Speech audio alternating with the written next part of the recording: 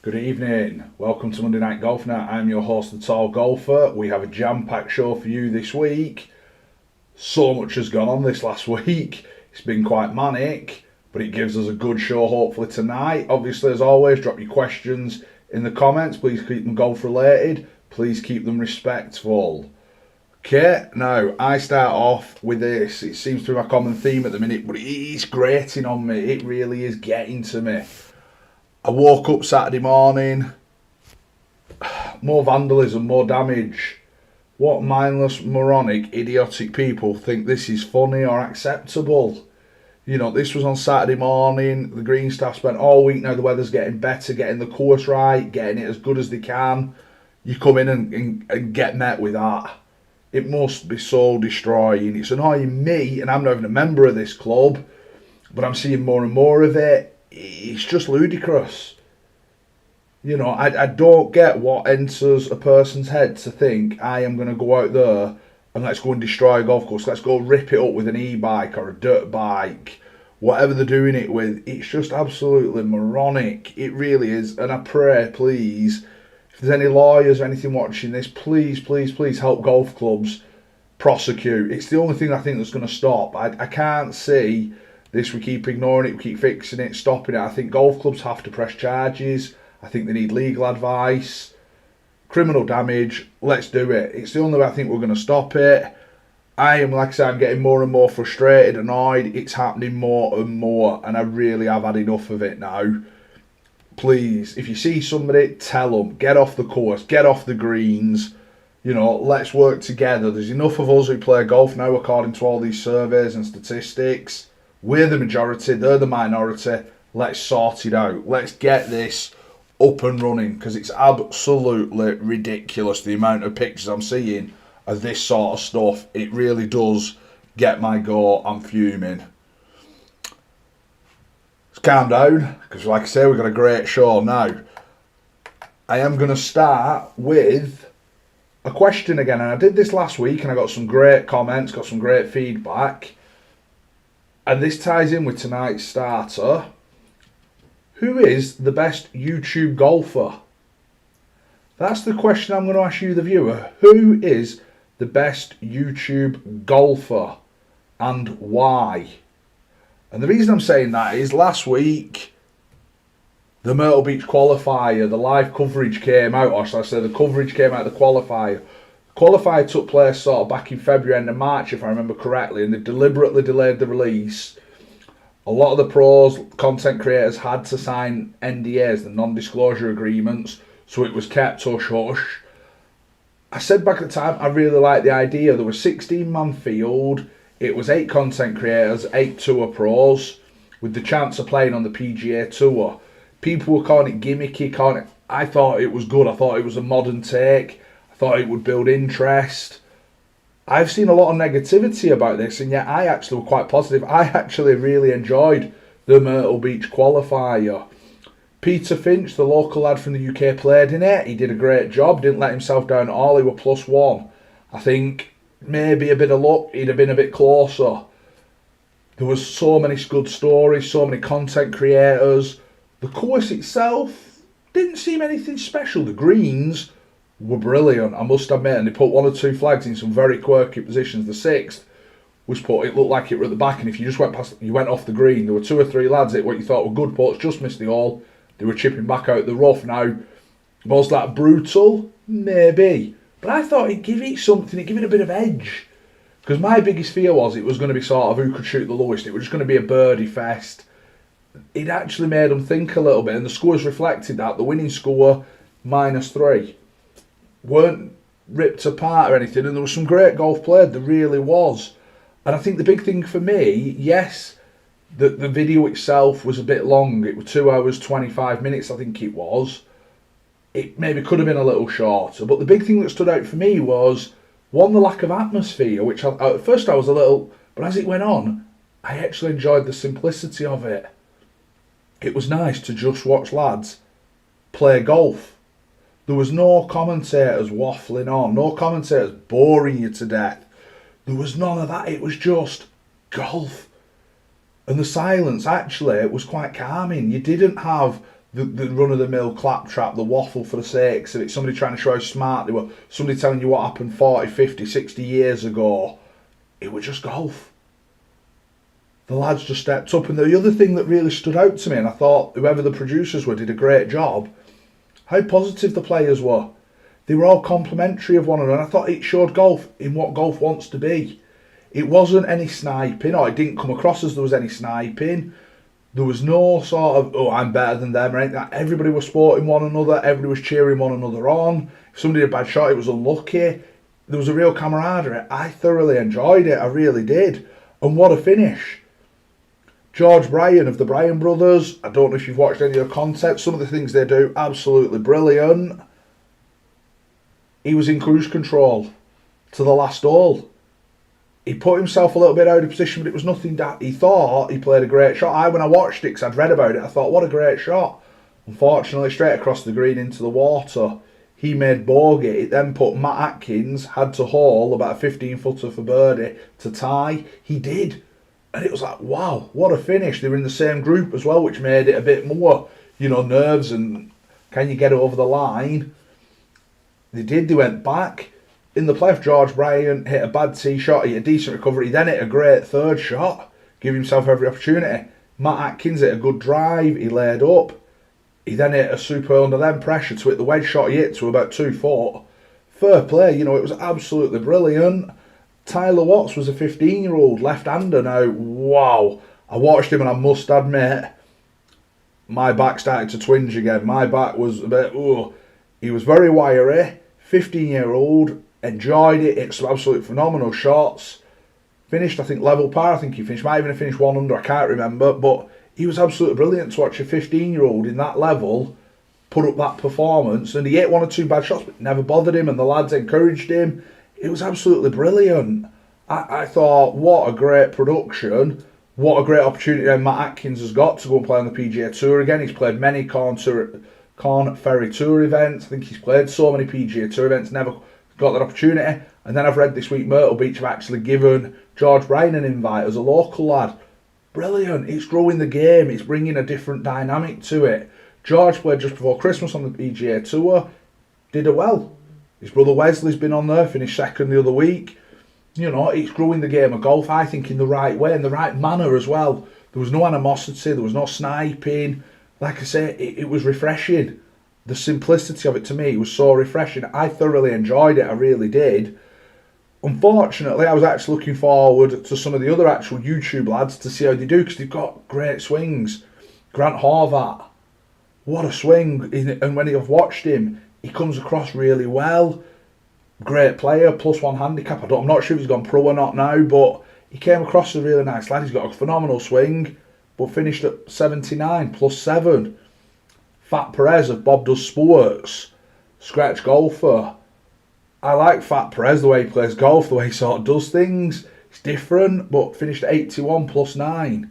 Michael Morris is a newer one. I've not heard much of Michael Morris until around Christmas time. And I thought, seems to hit in a good way. Came across really well, what things I've watched. 86, +14. And that's why I'm asking the question, who is the best YouTube golfer? Now, Rick Shields wasn't there. Would you consider Rick? I know there's a lot of comments been made about this. That's why I'm asking. Let me know who you think. But I thought the Myrtle Beach qualifier, for me, was what golf needed. It was brilliant. Like I said, the simplicity of it, I've thoroughly enjoyed. Please let me know what you think. If you've not watched it, go and give it a watch. Like I said, it is long. I've watched it in a few stages just due to other commitments. But I've enjoyed it. Let me know what you think. Like I say, it is long, but let me know what you think. Obviously, and like I say, we're going to run that question tonight. Who is the best YouTube golfer and why? So then, obviously, once I'd watched the Myrtle Beach, it was the big one for me. Now, last year, this kind of put on the market, and that is LIV. LIV Adelaide became a big phenomenon last year. They had the watering hole. It seemed to just spruce up the game. It kind of give LIV a feature. It gave them a focus. It seemed to kick them on a little bit and almost, hang on, this is something a bit different here. Look what they did at Adelaide. Look at the crowd they got, the fans they got. It was absolutely brilliant. Now, unfortunately, being in the UK, I couldn't watch it live. I had work, young family. There was no chance I was going to watch it live. So I've watched highlights on YouTube. I don't mind the LIV Golf. I quite like it. Brendan Steele was the winner, 18 under, but it was strange because after the first day, I'd say it was more of your lesser knowns on LIV who were up there. The second day, they sort of hung on, but at the end of the second day, you could see some of the big guns starting to move. They were getting almost in position. I remember John Rahm, I think, were 5 back, and I thought, this is where they could come right through. Of course they did. Brendan Steele, though, been around a while now. I feel Brendan Steele, good player, made a good living on the PGA Tour. He's got his win, won the $4 million, minus 18. Louis Oosthuizen in second at minus 17. But there are a whole host, as you can see on the scroller at the bottom. In third, some big names. It was good to see. The teams are first, a record for LIV, minus 53 for the team scores is just unbelievable, and that led to the first playoff. Never been a team playoff, and LIV are doing it with 2-man playoff. Now, Ripper Golf Club and Stinger Golf Club both tied. Ripper Golf Club, captained by Cam Smith, picked Mark Leishman. Stinger, captained by Louis Oosthuizen, picked Dean Burmester. They went out, they played a few holes. They were unlucky, actually, because where the flag was, there was a slope. And if you just missed the slope, you ball check, you were stiff. If you didn't, you hit the slope, it took it, you were in a back bunker. There were no chance. Louis Oosthuizen, I thought, hit a great shot. Boink, straight in the bunker. Leishman and Smith missed that slope, got the grip, they were stone dead. Ripper Golf Club won in the playoff, they were +1. Stinger Golf Club +2. Now, this is my only query or my quirk with the LIV Golf. The bit I didn't like was the fans got rowdy. It was very similar to the Waste Management. I saw something Saturday, Lucas Herbert's caddy was hit by a bottle of water. Whether I don't believe for a minute it was intentional, but is that what we want to see? I personally, I don't want to see that. I said at the Waste Management, yes, I want fan participation. I want to enjoy it. I want it to grow the game, but there's a line. And I just felt, a caddy getting hit, it's crossing the line. And I think maybe it needs reining in a little bit. I said this about the Waste Management. It's become almost a drinking culture, booze culture. And then with that, obviously, you get the raucouses, you get the idiotic behaviour. We need to dial that in a bit. Remember, we're here for a golf. These guys are here to make a living. That kind of stuff is too far. I'm nothing against, like I say, the watering hole last year. Give the spectators a great atmosphere. Give the tournament something. It really put it on a pedestal. This year, I feel it's gone too far. It just ruins the game. Players will be reluctant to play though. Really, it's just ruining it a little bit. But something did come up that did make me think. LIV Adelaide's been a success. LIV Singapore next week. That was a success last year. What about LIV South Africa? There's not one yet. I think there's potential. And then somebody said, what about a LIV Scotland going up to one of the Trump Turnberry or Trump National up there? What about one of them? And I like the idea of it. Whether or not LIV can fit it in, whether they can manage it, I don't know. Because remember, the idea of LIV was it was a shorter season. It was so many events, you knew what was happening. If we're not careful, you're going to kind of build it. It's going to be a full tour if you're not careful. And it's almost like you jumped for what reason. But I did like the idea of maybe taking it a bit more global. And let's see what happens. It's almost like that old debate of the majors for golf. 3 are in America, 1's in the UK.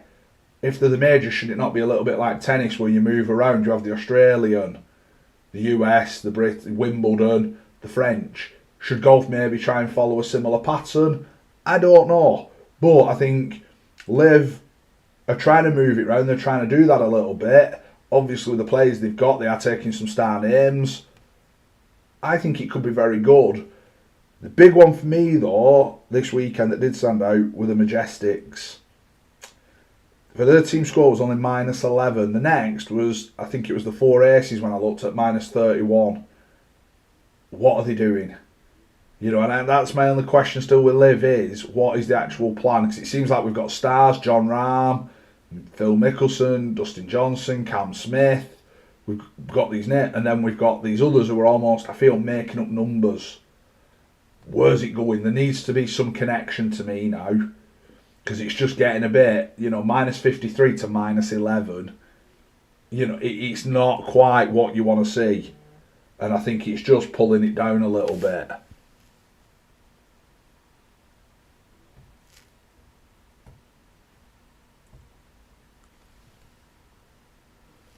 Amy, so many of these bikes ruining golf courses, kids.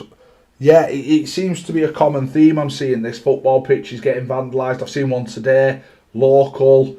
Somebody in a Toyota RV, a RAV4, has gone on one of the local football pitches. It just, the mind boggles what goes through your head.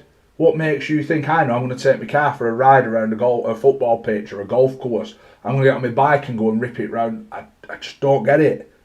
The mind truly boggles with what goes through their mind. Thank you, Amy. However, I don't know.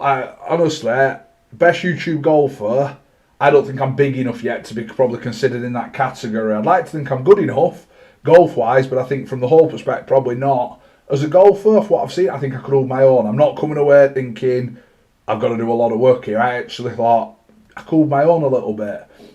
Peter Finch, I think at the minute he's playing some phenomenal golf. Really impressed with what he's doing. He seems to be just ticking along. I know he's had a series of lessons. He's been for a series of fittings. He just seems to be quite consistent at the moment, which is really impressive.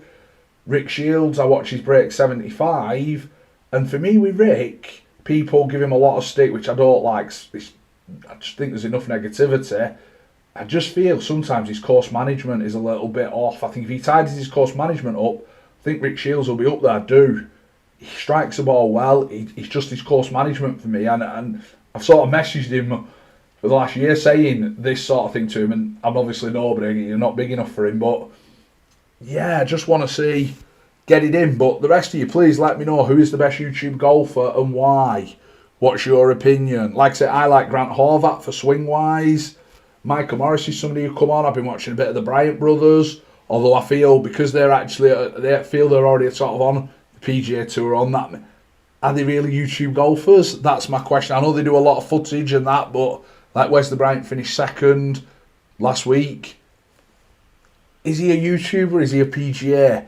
George Bryan now on the PGA, he's making his starts. Is he a YouTube? Is he a PGA? I'm a little bit torn with them. But like I say, I like Grant Hart, Fat Perez and the Bob Does Sports lads. They seem really good. Really enjoy them. Please let me know what you think.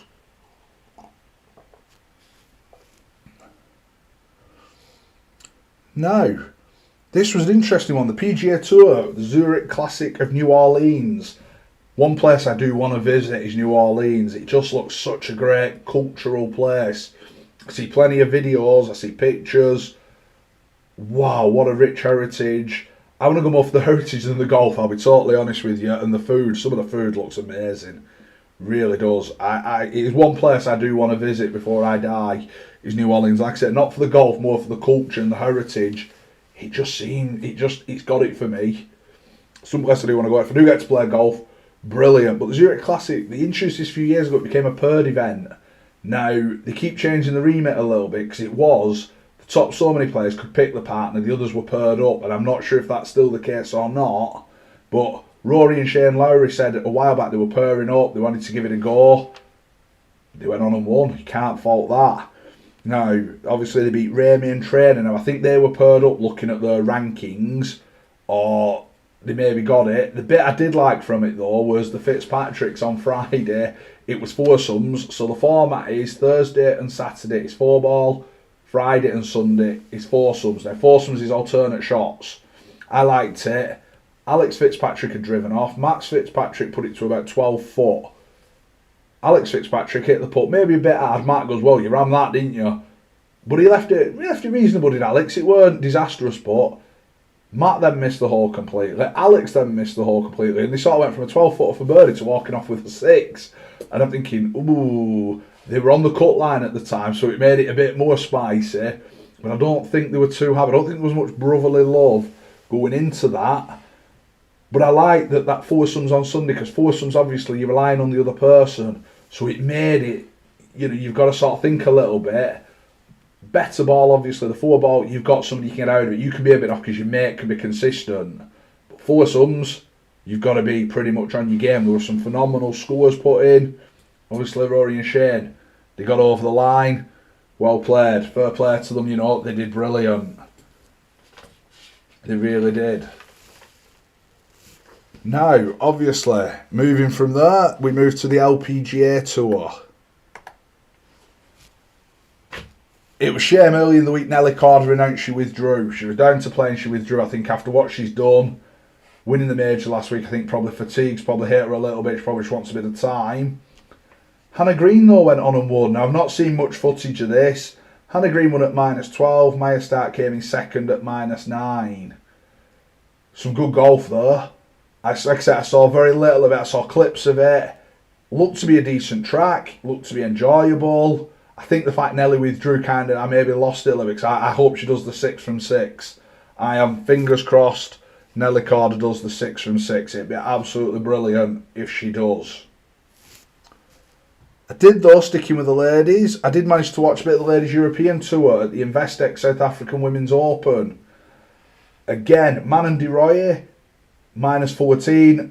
But it was nice to see Gabriella Cowley, our local English girl, -10 with Momoka Kabori. Nothing wrong with that. I go back to what I said last week, though. There's definitely a golfing class between the LPGA and the LET. It's almost becoming a tiered tour, and I don't quite like that. Now, I saw last week, I don't know if anybody on here follows Hannah Gregg. I think it's Hannah Gregg. She'd been playing down on the Ladies European Tour in Australia, and she put her costs on. Now, granted, as she said, she got a flight that was a little bit expensive because she was expected to stay longer and then didn't play. But it actually cost her money. Even though she made the cut in an event, it actually cost her money. And I think that is absolutely ludicrous. I think any player, whether it's ladies or men's, if you make the cut, your expenses should be covered. Unless, obviously, I'm not talking if you're flying extravagant and you're living it up. No. But I think on a basic stay, you know, basic accommodation, basic flights, basic travel, basic thing, it should be covered. She had to pay $50 for a caddy to get access. And I'm thinking, really? Why? You know, surely that should be included. And like you say, if you make the cut, that's covered. You know, I feel almost like these tours are becoming a little bit, unless you're a top 10 player, you can't make a living. It's becoming financially inviable. It's just not worth it at all. I've heard Paige Spiranak say I couldn't afford to keep staying on the tour. That's why she looked at alternative measures. And you're thinking, these are elite athletes. And it's just, it grates on me, especially then when I hear things like Jay Monahan is on 18 million a year. He's on more than half the field. Why? He doesn't hit the ball. He doesn't bring the sponsors. He doesn't bring... Yes, he does his work. Yes, he does that side of it. Is it worth more than what a player brings? Not for me. Not one bit does it for me. And I think these tours have got to get to grips with that now and start looking after players more, especially when the likes of LIV are coming around. Because I can see soon LIV doing a LIV Ladies, and some of these great ladies going to LIV because they know they're going to be looked after. They're going to be financially secure. Because at the minute, the European Tour, the LPGA, even the PGA men's, it's just not financially viable for some people. It's becoming ridiculous unless they've got good sponsors. You can't afford to do it. It's just suicidal financially. So I think things have got to change, and for me, that's one of the big ones I would change. If you make a cut, your expenses should be covered. And like I said, I'm not talking about you living extravagantly or anything like that, but it should be based on there's enough there that your expenses are covered. You know, and that's for all players, whether you're a local person or an international player. Like I said, Hannah travelled to Australia. Okay, so that we factor that in. It should be the same whether she's from Australia or whether she's from America, from the UK. There should be a minimum that should cover her expenses for that week. She shouldn't be running at a deficit. Because I think she said she had to finish something like 24th to break even, 21st to make money. It's ludicrous when you've got these sort of officials making safety money. You know, they're making more than that, and they're not even hitting balls. They're not having to finish. So why aren't the players? Let's give it back to the players a little bit, please. Finishing up on our roundup now, as you know, I do love it. The Champions Tour. The Mitsubishi Electric Classic, and again, it's named from yesteryear. I love it. Again, I was very limited on what I watched on this with everything else going on. Stephen Ames, 4-shot victory. But Paul Broadhurst, the evergreen Paul Broadhurst, again, he finished second with Doug Barron at -10. It's great. And then you got KJ Choi, Retief Goosen, Miguel Angel Jimenez got a top 10. So many great players from yesteryear. It's brilliant. I absolutely love the seniors. And the bit I love is these lads have grown up. When you think back, the 80s, 90s, you know, if I go back to the 80s, I did it on a video early on when I started YouTube, the Mizuno 2 iron, and I had my pack of crumpets. They grew up with irons like that, and now they've got to an age where they're actually hitting cavity backs that are probably bigger than their old drivers. You know, because obviously they need the help, they need the, and they can still knock it round. It's absolutely brilliant. Some of them I know still play pure blades, and it's phenomenal. You know, the fact that their swings have stood the test of time is unbelievable. But watch the shot shaping, the manipulation is something else. I remember hearing a few years ago, I think it was Rich Beam said it, he'd played in, I think it might have been the PGA Championship, which is coming up in a few weeks, but he played it a few years back, and they interviewed him afterwards, and he said, I made the mistake, I were hitting numbers. He said, I've got so focused, like a lot of these lads now, with numbers. He says, it didn't work. I should have gone to let's flight it down. Let's take a club more and let's just flight it. Take the spin off it, put it close. I can make it. So instead I'm working on numbers. And I think some players have lost that artistry. They work on this, I hit this club this fast, so I have to hit that, I have to do this. I hear rumours, especially from the old guard, people like Bernard Langer brought all that in. They lost that skill, like Seve and them, who could manipulate it. But watch the older guard, they can really still manipulate it. You know, you'll watch some of the yardages, they can hit an 8 iron anywhere from sort of 140 to 170. It's unbelievable the way they can flight it. They can flight it high, flight it low. Jim Furyk gave a good story when he was in college. His dad said, what you hitting? I think he was hitting a 7 iron, 160.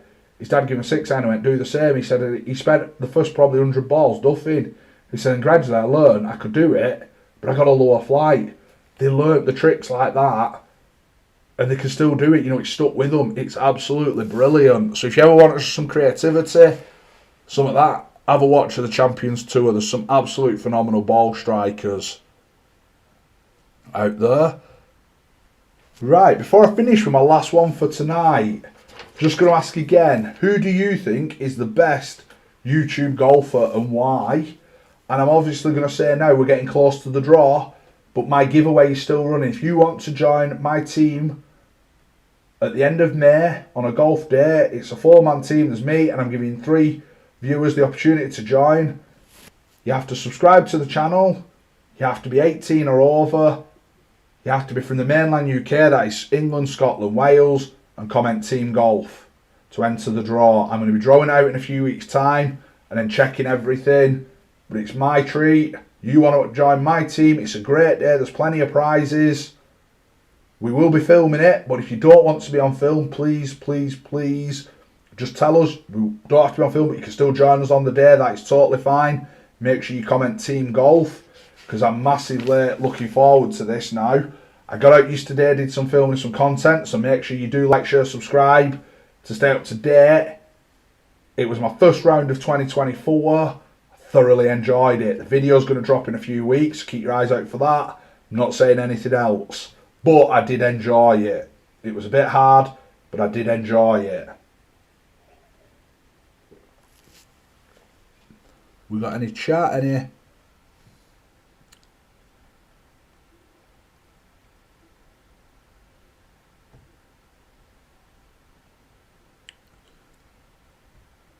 Right, the last thing I'm going to do tonight, this was something I got into on Saturday again on Twitter, membership. There seems to be this misconception that golf clubs, especially where I am in sort of the Greater Manchester area, Greater Manchester area of the UK, that women can't play Saturdays, women can't this, women can't that. And it's an absolute total myth. It's total misconception. I have not yet gone to a club or spoke to anybody at a club that says not. The common theme I hear, and I'm a big advocate of this, please, if you disagree, let me know. I'm always up for it. Be respectful. The reason, for me, comes down to the old fact of your fees. Now, where I'm a member of my previous club, it was always simple. If a lady would like to play on a Saturday, pay the membership. And I totally 100% agree with that. If you're not going to pay that membership, as it is for men, you don't play that. Now, for those that maybe don't understand the golf clubs generally offer a full membership, which is 7 days. 7 days permits you to play every day of the week. You can play in the comps. 6 day, generally you can't play Saturday, but you can play Sunday through to Friday. That's slightly cheaper than a full membership. There's then what they call a 5-day member, which is your Monday to Friday. Now, certain clubs run it slightly different with competitions and everything, but most clubs have a ladies' day for the lady members. There's the men's comp, then obviously there's the Saturday, which is your full comp. Now, most clubs I speak to, and there must be, I counted up that there's over 30 in my area that I've spoken to, 99% of the membership have said, especially the males have said, I don't have a problem with a woman playing on a Saturday, pay the fees. I totally agree with that. Likewise, if they're not willing to pay the fees, then why should they have that privilege? And I keep hearing this misconception that, oh, well, women can't play Saturdays. Like I say, I think that is a total misconception. I've never heard anything like it. I have heard clearly, they pay the fees, they can play. At my golf club, where I'm playing currently, that's the case. There is a female member, she's paid full fees, she can play on a Saturday, no issue. She can play in the comp. I think there's only certain comps she can't play in, only because of the stature of the competition. I'm not quite sure on that, I don't get it myself. But she can play on a Saturday. I think she has a choice to teach. She can either play for the ladies or the men's, because she has. That's the idea of the handicapping. My previous club, that was the same rule. They wanted to play on a Saturday, they paid the fees. There's none of this, they can't that. It's just simple, pay the fees, you can play. But people seem to be stirring this narrative, oh, women can't this, women can't that. And then there's this, well, they shouldn't have to. Why not? To me, you're a member. It's not the male membership, the female has gone. Now, I'm a male member, I can't play on Ladies' Day. Because by the logic these people are expressing, I should be able to play in the ladies' comp.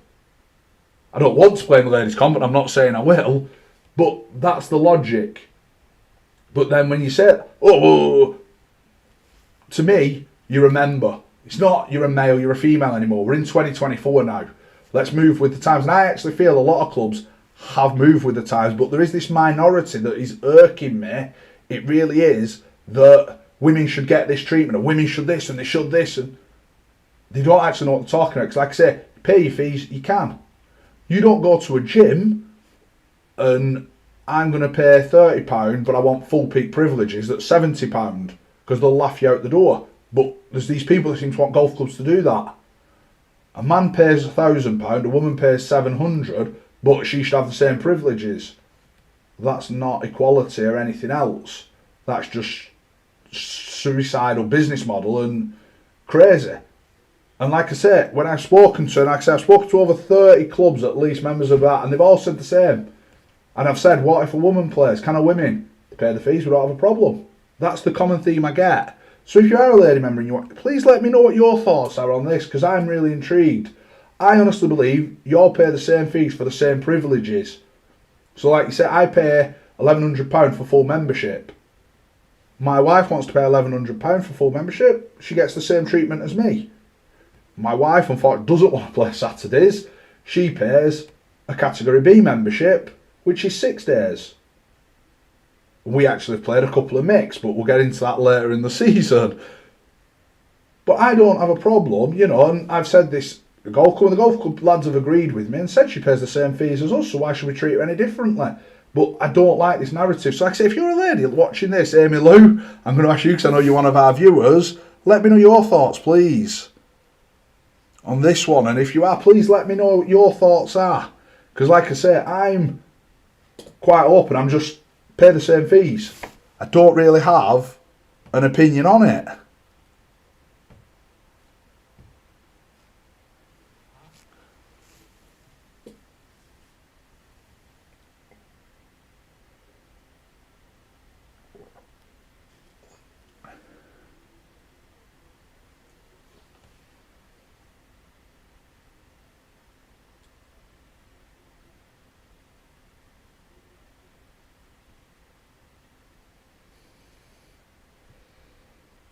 please let me know what your thoughts are on this membership.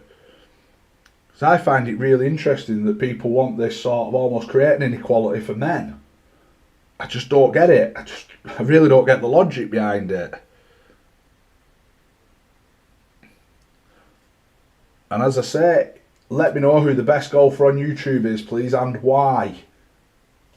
That's our question this week. And then, like I said, I'm still running my giveaway. So you need to be from the mainland UK, England, Scotland, Wales, 18 or above. Subscribe to the channel.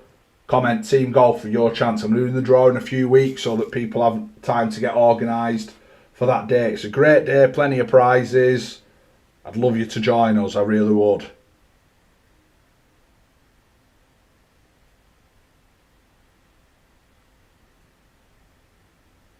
If you've got any questions golf related, please drop them in the chat. I'm going to stay for a few more minutes.